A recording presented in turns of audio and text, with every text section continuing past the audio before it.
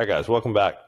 Another episode of RX Radio. Really awesome to have this guest on, Canadian professor, scientist, researcher, Scott Forbes, works in Brandon, Manitoba. Some of you might need to pull out a map for that, but Scott has done some amazing research on creatine, its effects on the bone, on the brain, on muscle.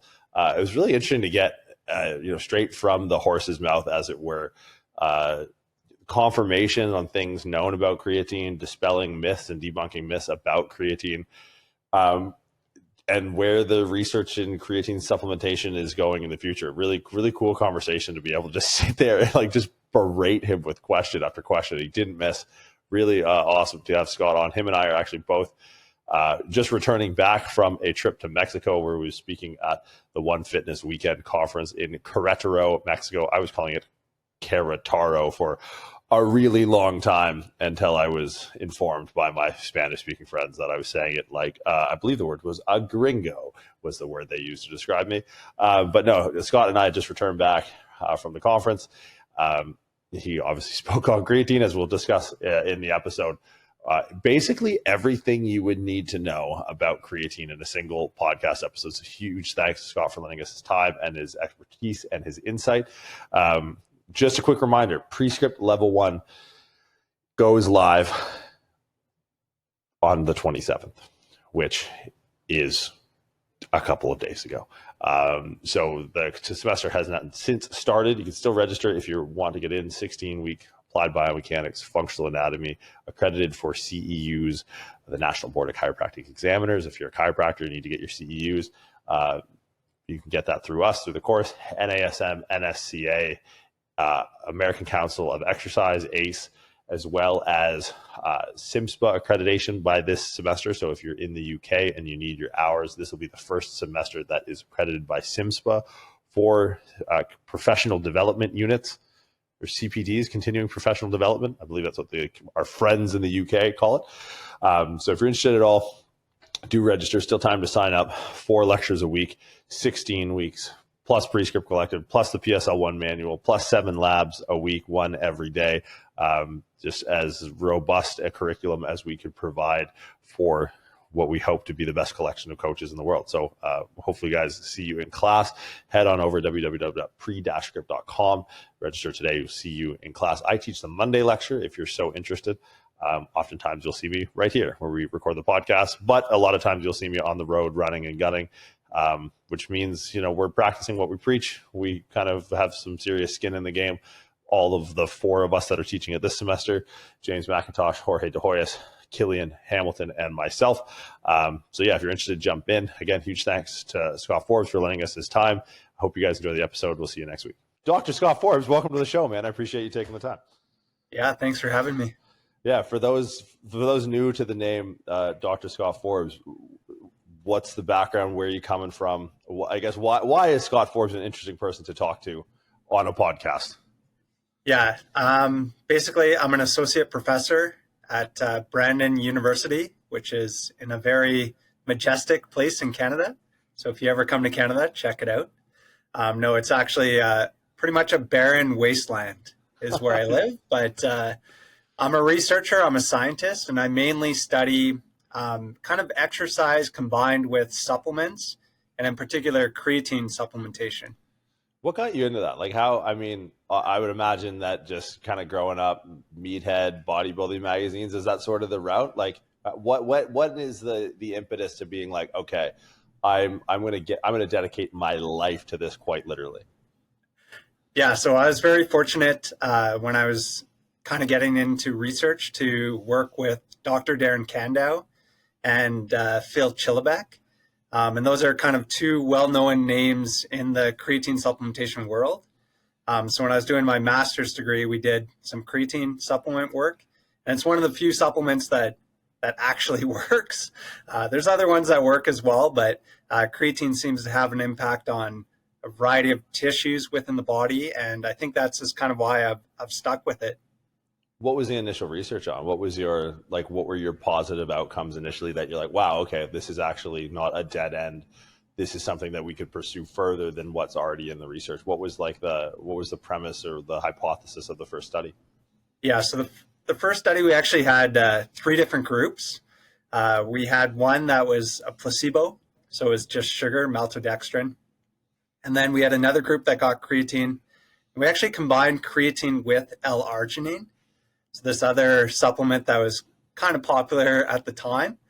And what we found was that both the creatine groups, so the creatine alone and creatine with L-arginine, actually enhanced muscular endurance. So we gave the supplement for 10 days, and we did a bench press test. So they did 70% of their max, and they did as many reps as possible. And then after that, they would re-rack the bar. We would give them 1 minute rest, and they'd have to do 2 more sets of that. So it was a really challenging kind of exercise test. But we found that if they took creatine, they were able to do about 1 or 2 more reps over the 3 sets. What I like about that is in the research world, endurance is so often cited to like some sort of bike test, like some sort of cycling, enduro, Pyrenees mountain thing. I'm like, this is so far from what I think endurance, like to me, coming from a powerlifting background, as stupid as it may sound, endurance is double-digit repetitions of an exercise. Like that, I think of muscular endurance, that's what I think of. What was then coming out of that study? Like, what was your trajectory then? Like, I think at that point you would have had a really good understanding of the mechanism that creatine has, what it does in the body. Where did that kind of spike your interest? Where did you start going then on like the research trajectory? Yeah, so we've done quite a few studies to try to look at different doses of creatine, different timing of creatine, so whether to take creatine before and after training, just combining creatine with a longer training program, looking at some of the other impacts of creatine on bone health and brain health. And yeah, it's just kind of exploded. I would say kind of the research has gone on from just testing like college bodybuilders, people that go to the gym, to older adults can benefit from creatine as well. On the dosage side, it's always something that interests me because growing up, and I apologize to sound like the stupid meathead that I am, but growing up, there was a loading phase, which is the take your money phase. I'm pretty sure is what the supplement company was doing, and then there was like the 5 grams a day. How has the evolution of dosing creatine changed over the years and as the research has progressed? Not much. No way. So that's still a viable strategy, and that was actually based off some research in the 1990s from Paul Greenhoff and Eric Kaltman and Roger Harris. So those kind of 3 researchers. And what they found was, if you take 20 grams per day for 6 days, you essentially saturate your muscles, and then you can drop to a maintenance dose. And that could be as little as kind of 2 to 3 grams per day. And they also found out that if you just take 3 grams of creatine per day, you can saturate your muscles. More research has kind of has been done in that area. And we think that kind of a relative dosing strategy might be better, but no study has actually compared those a relative dosing strategy to just like an absolute dosing strategy. So the relative dose that we typically use in our studies is 0.1 grams per kilogram of body weight per day. Okay, so if I'm like 120 kilos, it would be 12 grams, if my math carries. Exactly. So higher than kind of the traditional 5 grams is what most people would use. And I don't know, I think 5 grams is probably sufficient for probably 95% of the population out there. But yeah, if you're a bigger guy, you might need a little bit more. You just have more creatine turnover. So that's kind of the rationale. And I'm curious mechanistically, and this is always something when you get into the ergogenic aid space and we start talking about supplementations, it so quickly turns down like the hormone route. And then we kind of have a very vague understanding, a high level understanding of like what goes up must come down. So like testosterone derivatives and estrogen byproducts and so on and so forth, down the rabbit hole you go. People, and I've had this question posed to me, the coming off creatine doesn't seem to have that effect of going below a preset baseline. like take me through sort of like the either the hematology or the biochemistry of what is happening when we reach saturation, and then what is there like an extra physiological drop off after cessation of creatine? Like what is that arc of creatine supplementation through onset to cessation, and how does that manipulate our values in our blood? Yeah, that's a great question. So basically, I guess kind of the way that creatine works is once it gets into the muscle, it gets converted into phosphocreatine, or 2/3 of it does on average. And phosphocreatine is like stored potential energy. So if you supplement with creatine, you can get a little bit more phosphocreatine in your muscles. And again, that just gives you a little bit more energy to do more training. So to really get the benefits from creatine, particularly from a muscle or bone perspective, you have to combine it with exercise. So you can't just take the supplement and think that your muscles are going to grow. It has to be combined with exercise. But what we do know is that basically if you do supplement with creatine as little as kind of 5 to 6 days, you can get about a 20% increase in the amount of creatine or phosphocreatine in the muscle. So with loading, taking that 20 grams per day, or even taking 0.1 grams per kilogram of body weight per day, you can increase the amount of creatine in that muscle. And then when you stop taking it, because creatine is sort of naturally existing in foods that we take in, there's probably somewhat of a threshold within the body. What happens to levels after you stop? Yeah, so most people have about 80% saturation without supplementation. And those are individuals that are consuming the creatine containing foods, which are they're animal based. So things like red meat, seafood, chicken, for example, they have creatine within them. And so if you're consuming those foods on a regular basis, you're going to benefit from the creatine supplement. But if you're a vegan or a vegetarian not consuming those foods, you might have about 60 or 70% saturation within your muscles, and you might actually benefit a little bit more from a creatine supplement. Once your muscles are saturated with creatine, it takes about 4 to 6 weeks to return back to baseline, and you'll just go back to your baseline based off your body's ability to produce creatine, which is about 1 gram per day. And you can also get creatine from those creatine-containing foods as well. Now you mentioned dosages, timings, things like that. Is it once you're at saturation, it's kind of available? Is there anything groundbreaking on the dosing side, or is it really just a consistent to titrate up to saturation? Yeah, it's just kind of consistently taking creatine. We've looked at just taking creatine on days that you exercise. And in those particular studies, there's 4 of them. They trained 3 times per week. And so just taking it 3 times a week is going to be of benefit. So eventually you will saturate your muscles. Again, it might just take a little bit longer, but you're going to get the benefits of creatine even just taking it on training days. From the dosing standpoint, it really hasn't changed that much in the last 20, 30, 40 years. And now this is a question, the answer might have to do with my 16-year-old self, but was very like dose response relationship driven. Once you reach saturation, say for example, you're taking 30 grams a day at like 200 pounds at 18 years old. What is like my mom always thought creatine was steroids, and oh boy, was she in for a ride. What happens when you're at saturation and the exogenous creatine keeps rolling in? My mom was like, you're gonna like ruin your kidneys, and I was like, sure, shut up, I'm gonna go lift weights. What, like, how is there any sort of metabolic damage that comes with carrying extra creatine in the system, or is it sort of easily metabolized? It's fairly easily excreted and metabolized. If you're taking 20 to maybe 30 grams per day, even for extended periods of time, it's not really a big deal. You're just going to be wasting your money because you're going to be essentially pissing it out. You're not going to damage your kidneys. If you're going to be taking 200 grams or more per day for extended periods of time, then it's going to put some distress on your kidneys.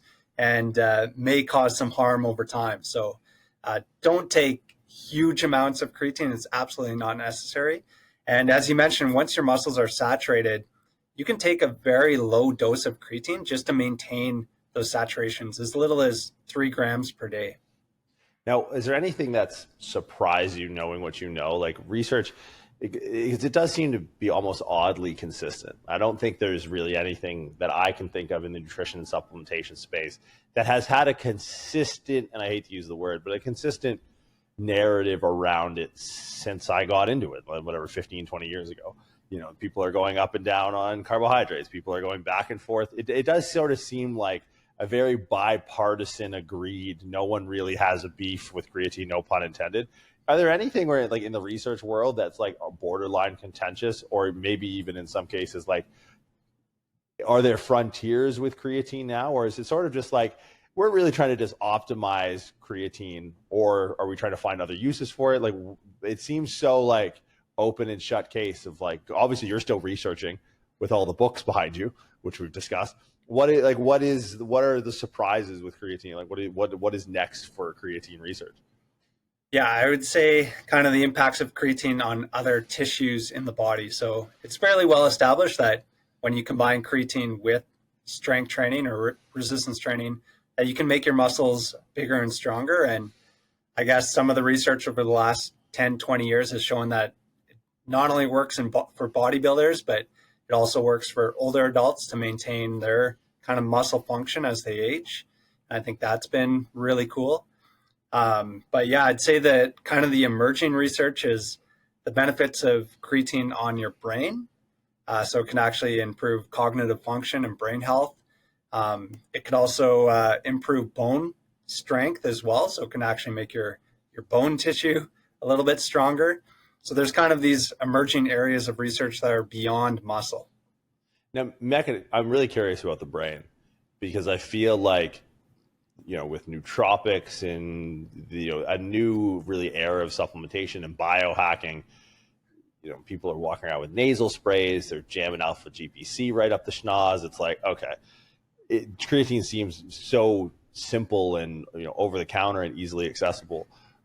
Mechanistically, when we're looking at a muscle and we see this, sounds like a deposition of phosphate.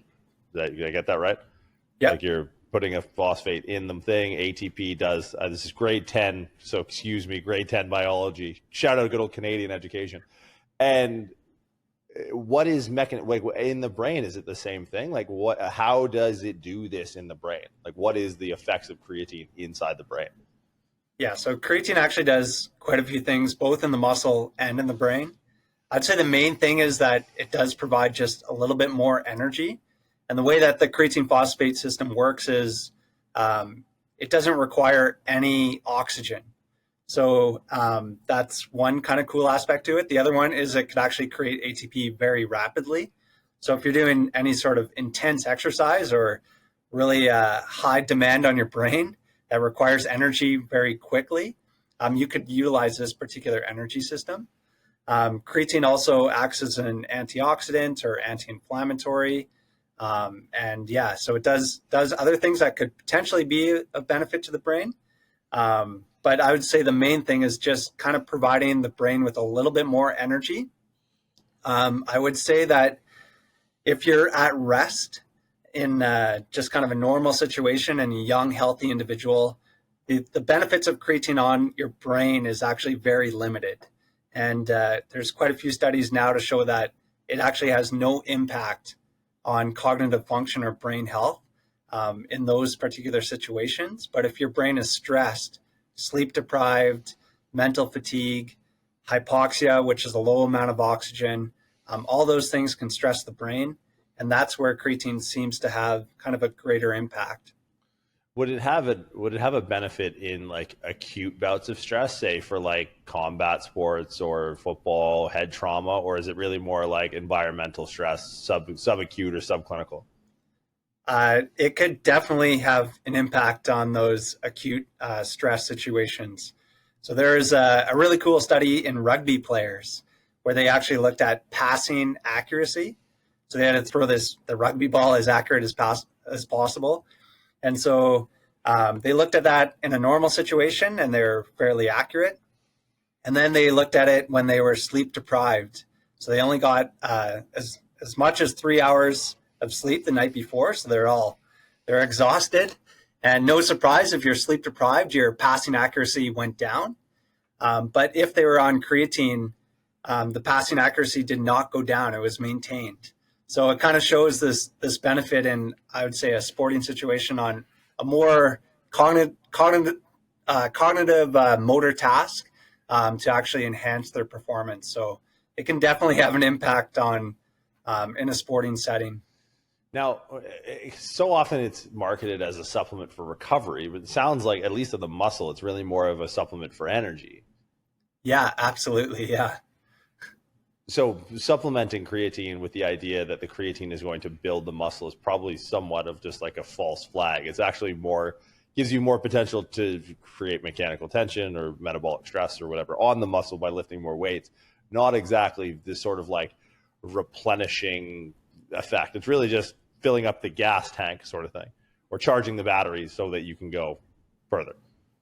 Absolutely. Yeah. So it's just going to make you train a little bit harder, and you're going to get the benefits because of that. So yeah, you're just going to have a little bit more energy in your muscle for that high intensity exercise. What is next for you in creatine? Like, what is in your mind? Like, if you're going to bet the farm, or is that sort of how you guys operate? Are you trying to just push the needle forward a little bit, or like what is groundbreaking or things that you get excited about of the potential of creatine and its use for? Yeah. So I think particularly the benefits of creatine on the brain when the brain is stressed, or certain situations like Alzheimer's disease or dementia. We know that brain creatine levels are lower in those situations, so they might benefit from creatine. So that population would be really interesting to study. Also, following concussions or traumatic brain injuries is another area. There's a couple very limited studies in humans, and they showed improvements in some of the recovery and symptoms following a traumatic brain injury. But we need to do much more research, and I believe that creatine can almost be protective to the brain. So if you take creatine before you get a brain injury or a concussion, it could actually help the brain in those situations as well. In the difficulty with the blood-brain barrier, does creatine, I mean, so often it's just sold as the conspicuous magic white powder. Is there any other, in any of the research that's been done, any other method of delivery that has a greater bioavailability? Like, how is injectable, or does intravenous, does that change the amount, that the effect that it has, or is it always just sort of taken in the same powder, water, glucose drink, whatever it is? Yeah. So if you combine it, if you just mix creatine monohydrate and water, it's almost 100% absorbed. So it's like 99.9% absorbed. So it's going to get into the bloodstream. So that's not, you don't have to inject creatine, which is kind of nice. There is some evidence that if you combine creatine with a carbohydrate or a protein source that stimulates insulin, that can help with creatine uptake into the muscle, and presumably that might help at the brain level as well. So there's a few things that you can try to do. We also know that exercise sensitizes the muscle for creatine uptake. So if you take creatine close to your exercise session, particularly when you're loading with creatine, it might get a little bit more creatine into the muscle as well. But those are some things that some of the nuances with regards to creatine supplementation. Can you like aerosolize it? I know a lot of peptides, or some peptides that are cognitive enhancing, that are just like straight into the dome. Is mechanistically, does it carry weight? How much, like how volatile is the actual compound of creatine, and how much can you manipulate its method of distribution to start in the case of the blood-brain barrier, start crossing the blood-brain barrier, like whether it be with a carrier like glucose, or potentially going like intranasal? Does it have potential of just not being effective, or is it like, no, this thing's pretty stable, you can beat the shit out of it and it's still going to get there and do its thing? So creatine is very stable, except in a liquid. And then it starts to be broken down into creatinine. And so this is why, like if you see an energy drink, for example, that claims to have creatine within it, and it's liquid, it probably doesn't actually have any creatine in it. So there was a company that was recently sued for hundreds of millions of dollars because it claimed that it actually had creatine in that particular energy drink. Super creatine, if memory serves me correctly. Only the super is super creatine. So by putting that on there, that is a false claim because it can't exist in a liquid. So it's like epoxy. You got to like mix it with another thing. It's a binary substance. Yeah, absolutely. So yeah, that company was sued for I believe over $600 million, and yeah, they lost a lot of money for putting super creatine on that particular drink. So it wasn't even the super part that got him in trouble. It was just the fact that, like, nah, dog, once it's in liquid in a can in a distribution center in Houston, it's not creatine anymore. Exactly. Yeah. So that's kind of the problem with the nasal sprays as well. So if you try to have some sort of spray, it's probably going to involve some sort of liquid. So I don't know if that's possible, but I did see some research where they did have like a creatine nasal spray. They just like mixed it quickly, put it into the spray, and then took it nasally. And they did show some increases in creatine uptake in those situations. Now, when we're dealing with the creatinine that is formed as a byproduct of being in liquid, does that then pose with it any problems, dangers, concentration concerns, anything like that? Or it gets in the body and kind of just, you might spike a higher creatinine level on a blood test or something like that? Yeah, so that's exactly it. You'll just spike a higher level. But typically, creatinine is used as an indicator of kidney function. So if you go to the doctor and they take a blood sample, for example, they'll measure your creatinine levels. And if that starts to go up, in a normal situation, if you're not taking creatine, that might be an indication that your kidneys are not filtering correctly. But if you're taking creatine, or if you're consuming a lot of protein or training really hard as well, those can all elevate creatinine levels. And your doctor might think, whoa, something's going on with your kidneys. Like, what are you doing? Oh, you're on creatine, go off creatine. But the fact of the matter is that it's actually not damaging your kidneys. It's just a normal part of creatine metabolism. That is so wild. Now, I don't think anyone that drinks an energy drink flavored like rainbow blood or whatever the fuck, because it was Bang Energy, if memory serves. I'm not going to try and get you in trouble, but I don't particularly care. The CEO used to live next door to one of my clients, and so you could have someone who drinks a Bang or consistently drinks these energy drinks, is getting a liquid diet of creatinine, gets a blood test, and then is like, oh no, you could actually have a false positive for potential kidney damage because you just have this liquid super creatine, actual creatinine, rainbow blood energy drink. Is that plausible?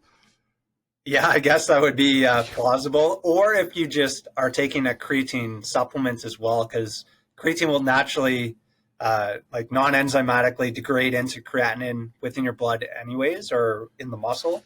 That's just kind of a normal process of creatine metabolism. So whether it contained creatine or it was already broken down into creatinine, they could both elevate creatinine levels over time.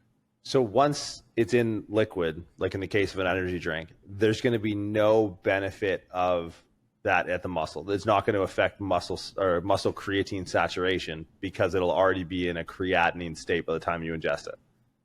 Yeah, so it does take some time for that to occur. So it's not going to, like, if you put it into and you mix it with water, it's not like instantaneously it's degraded into creatinine and you lost all of your benefits of creatine. But if, for example, if you measure it like a week later, so if you put it into your drink and you forget to consume your creatine and you come back a week later to the gym and you're like, oh man, like, oh, there's my creatine. Yeah, it's going to be useless at that time. So by the time it gets to a Shell gas station and you're like, oh, I'm going to go train, and you're in Weston, Florida. This has like actually happened to me. I'm wondering where my check is, to be honest. It's just not a thing. You'll get a benefit from like the absurd amount of caffeine that's probably in there, but nothing from the actual creatine itself. You just got a nice creatinine shake that tastes like rainbow tears or whatever the fuck. Absolutely. And I can send you I can send you the study where they actually showed not a blip of creatine levels increase in the blood following the consumption of these energy drinks. Oh, now it kind of brings up another point, because creatine is so often used alongside other ergogenic aids. Is there any concern of competitive pathways? Is there any concern, or maybe even something to look out for on the beneficial side, supplementing creatine with other things? We talked a little bit earlier about, I think it was arginine. What should you take creatine with? What should you avoid taking creatine with? So I take creatine and protein together are probably the two best supplements. Or creatine and carbohydrates can also enhance creatine uptake and also glycogen recovery into the muscle as well. So if you're training really hard, you're going to be utilizing glycogen or glucose as a fuel source. Well, you can recover that energy system if you co-ingest it with creatine. And that'll also help with creatine uptake as well. But there's quite a bit of studies to show combining creatine and protein, you can make your muscles bigger and stronger compared to just protein alone or creatine alone. So that co-ingestion is important. From an interaction standpoint, there's a little bit of evidence to show that combining creatine and caffeine is not a good thing. And I know you're tearing my worldview apart. This podcast was built off of creatine. How? So they have opposing effects within the muscle on the sarcoplasmic reticulum on calcium handling. And so we did one of the few kind of creatine caffeine training studies. So we actually had 4 different groups. We had a placebo group, a caffeine only group, a creatine only group, and a creatine caffeine group. And what we found was that all 4 groups, they got kind of bigger muscles over time and stronger. The creatine group got the biggest increases, but if you took creatine and caffeine together, you still got an increase, but to a lesser degree compared to creatine alone. And so we have a little bit of evidence, one kind of small study, to show that that negative interaction might actually exist over time from a training standpoint. So if you want to maximize kind of your training adaptations, I recommend to take caffeine before you exercise and creatine after you exercise. I'm offended. I don't know why, but I'm offended. No, so what is there a proposed mechanism that is like competitively inhibiting the action of the other? Yeah, so one is just trying to cause calcium to be taken up into the sarcoplasmic reticulum, and the other one is trying to release calcium. So they're just kind of having an opposing effect within the muscle. So that's kind of the proposed mechanism. And then there is some evidence that if you combine creatine and caffeine, it might cause a little bit of GI distress. So that could negatively impact your absorption of creatine as well. So, but in our particular study, we didn't find any real adverse effects of combining the 2 supplements. So, and we didn't measure calcium. We didn't measure any kind of mechanism. So that's, again, kind of more research needs to be done in that area. What would be which? So which one's competing to release calcium? Which one's competing to inhibit it? I would have to double check that. I believe that creatine is helping with calcium uptake, and caffeine is enhancing calcium release. But I could be wrong on that. I can't remember. I need more creatine. Yeah, there you go. When you're studying the gold standard, it's almost as if every other supplement now it has, you guys got the heavyweight belt. Like that's the thing that good effective supplementation is measured against is creatine. Like it's approved, it's safe, it's relatively, like we mentioned, inexpensive. Are there any promising competitors in the space that aren't just creatine derivatives? Like when you look at performance enhancement, whether it's, maybe we can break it down into like 3 separate subgroups of like muscle, bone, and brain. are there any supplements that have been like coming at the throne that you're like, hold on, yeah, there's something here. This could be something that rivals safety, efficacy, bioavailability, expense. Like, is there any on each of those categories that are on your radar? Nothing comes close to creatine, but there are other supplements that work. Obviously, you mentioned caffeine is probably a kind of a second supplement, one of the most well-studied supplements to enhance particularly endurance performance, but now we also know that it can also improve resistance training adaptations as well. Um, yeah, there's beta alanine is another one. So that's a precursor for carnosine, and carnosine is an intracellular buffer, so helps to buffer some of the change in acidity. So if you're doing really intense exercise, you get that burning sensation. It can help kind of buffer that and allow you to exercise a little bit harder. And then I would say kind of the new kid on the block that's growing with regards to evidence to support it is nitrate supplementation, or you might have heard of beetroot juice supplementation. So there's a few ways that it could ultimately improve exercise performance, but it increases nitric oxide, which is a vasodilator, and gets more kind of nutrients and oxygen to the muscles and supports exercise as well. And on the bone side? From the bone perspective, I would say protein, eating sufficient calories, resistance training, and then creatine supplementation are probably kind of the main things. And of course, vitamin D, calcium could also play a role as well. And on the regulation end, creatine is, I mean, WADA, no issues. Is there any sporting organization in the world that doesn't allow creatine at? Because it sounds like once you hit saturation, it's like you're not really going to have any other advantage.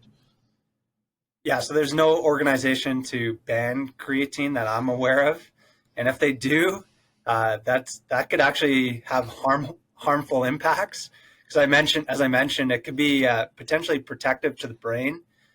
So I think it's actually important for pretty much all athletes to consume creatine just for that benefit, but it also might enhance their performance as well.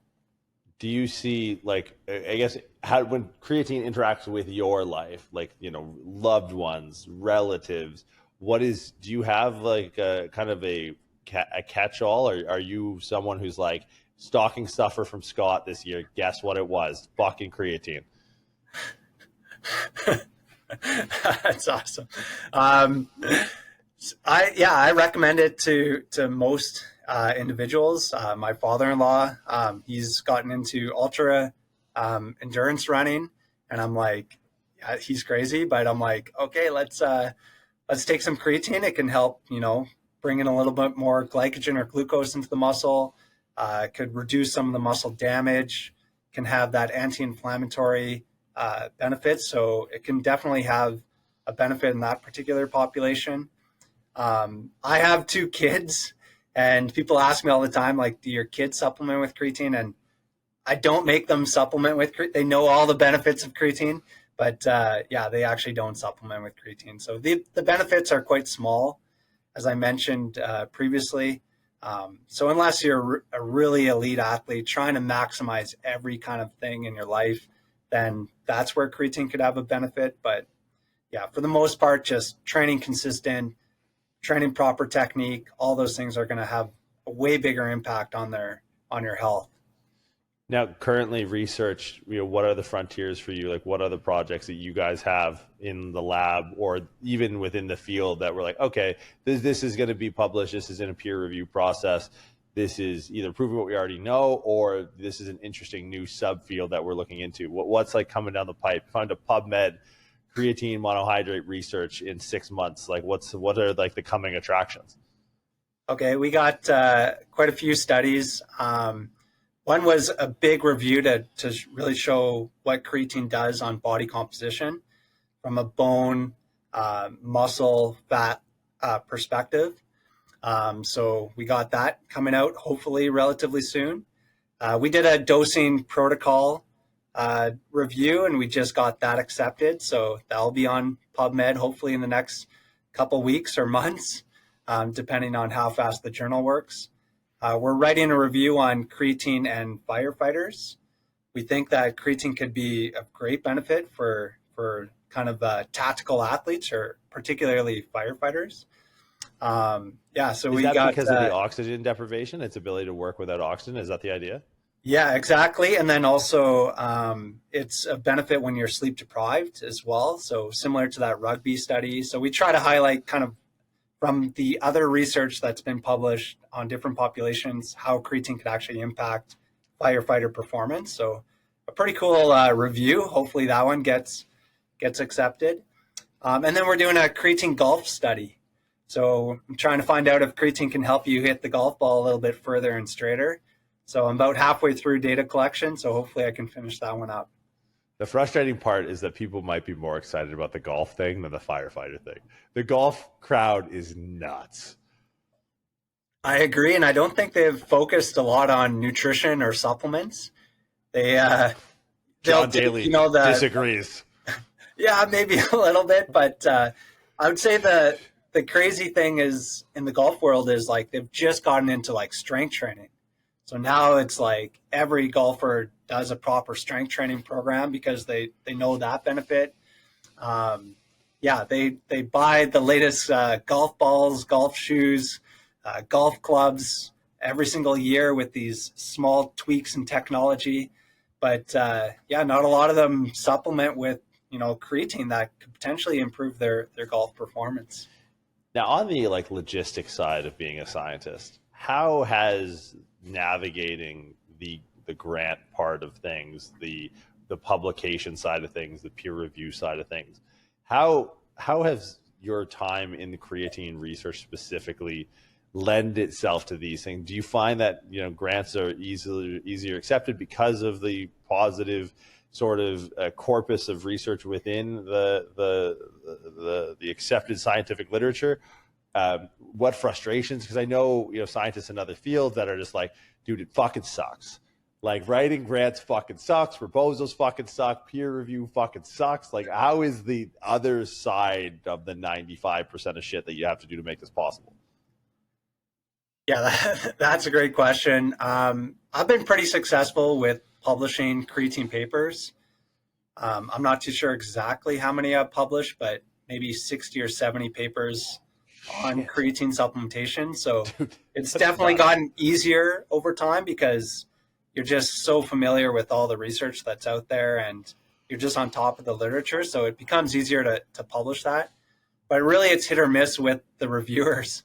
Sometimes you get pretty good reviewers that give you good feedback.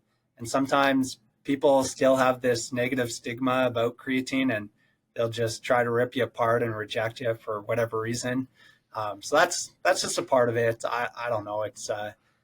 That's academia. It's not the most friendly kind of environment to be in, but you get a lot of rejection and a lot of failure. But we also get to do pretty awesome things as well. And now you're actively teaching on the side of that, right? Like this is only part of your job. Your other job is presenting research and teaching at the university. Yeah, absolutely. And I'm actually located at a fairly small institution. So we're fairly teaching intensive. So I do teach a lot of classes. I'm actually currently the department chair as well of our phys ed program. And then I collaborate quite a bit with Darren Candow, who's at the University of Regina. So he's about 3.5 hours west of me. And he has a really big lab with lots of grad students. And so that's kind of how I stay in this research game and publish quite a few papers collaborating with him. I'm sure on a clear day, you could probably see his lab as long as the curvature of the earth.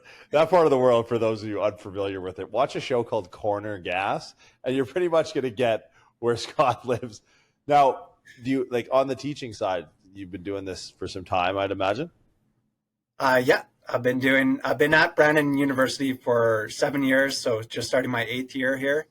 And I also taught previously at Okanagan College in Penticton. So I actually moved from the Okanagan to Brandon, which is a bit of a tough move, but I got to move up from the college level to the university level, so just more research opportunities. Now, how have you noticed the student base change over those 7, 8 years? Like a lot's changed in our industry, getting into physical education. I'm not going to belabor the point on social media. I feel like everyone's already done that to death. But how does on a boots in the ground approach the caliber of student that you see? What have been changes? What are the different focuses? What are their, coming out of these programs? How have their trajectories changed over your time as a professor rather than just, a scientist? Yeah, for sure. So a lot of students find information through social media, which is good and bad. So you need to find or follow people that are well educated, I think is kind of really important. So a lot of the students will come to me and ask me questions, but I think it's important in my classes to kind of teach the foundations. So the really kind of important aspects, for example, like exercise physiology, like let's talk about metabolism and these different energy systems. Or in some of the classes we talk about like, where do we find information? When you look at that information, how do you critique it? So who's the people writing the articles? Are they trying to sell you something? How do we interpret that? So trying to just be a little bit more critical as thinkers. But it's definitely been a shift and a challenge, I would say, as a professor nowadays versus maybe 10 years ago. Now, because you have quite a prominent following on social media, where did those two things start to intersect for you as a professor, scientist, now someone who's like, all right, like you idiots are following the wrong pages. I'm going to make my own page. Now you can follow me. Now you can have me in your pocket. Yeah, exactly. So I realized that a lot of people were following like Gwyneth Paltrow or other big influencers that were basically giving pretty bad information about nutrition or exercise. And just started to create my own Instagram account. And to be honest, it's just kind of growing organically over the years. Just posting stupid things about creatine or different articles. And it's increased a little bit. It's definitely not a big social media presence at all, but yeah, I try to engage with people, and I think it's actually been really helpful for me to kind of connect with people all around the world. People ask me creatine questions all the time from, I don't know, the Middle East and Iran, all the way to China or Brazil, Mexico, for example. Yeah, it's kind of crazy. So, yeah, I guess, do you ever get students interested in that trajectory, like people coming in looking to intersect on the social? Because the one thing that blows me away is, creatine being so widely researched, the institution and the physical location that you're at, like, people don't understand. Brandon, Manitoba, to have the following you have is like to have a bajillion followers. You have to have, without a doubt in my mind, if we lined up all 18 people in Brandon, Manitoba, you have the most amount you have a greater Instagram following than the population of the town that you're in.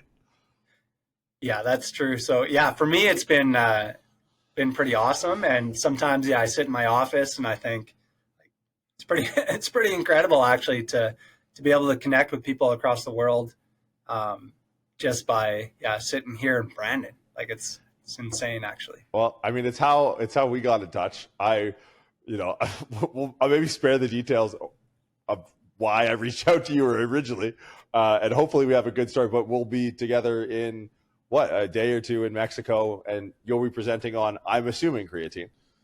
I think that's the plan. Go rogue. Just have your deck ready and be like, all right,